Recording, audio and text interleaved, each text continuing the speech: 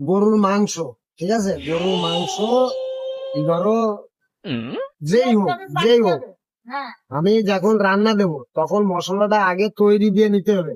তৈরি দিতে হবে মশলাটা কেমন ভাবে, ওই কি আগে পানি দিয়ে রাখতে হবে, রাইখে পানিটা হিট দিতে হবে, দিয়ে ওই মশলাটা সম্পূর্ণ ওই পানিটুকুর ভিতরে দিয়ে এবার ওই মশলাটা নাড়াচাড়া করতে হবে। এবার এই মাংসটা তো তুমি রাইখে দিয়ে ধুইছো না, ওই মাংসটা ওর ভিতরে দিতে হবে।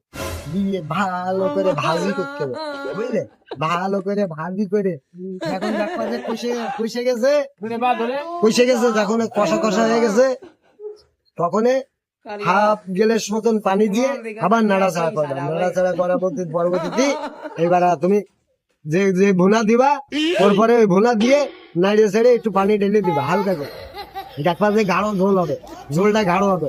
আর তোমরা পানি দিয়ে ঝাল বেশি দিয়ে পানি ঢেলে দাও, কত খালি করে ঝোল, ওই ঝোল আপনাকে খেয়ে শান্তি পাওয়া যায়, ওই ঝোল আপনাকে খেয়ে শান্তি পাওয়া যায়।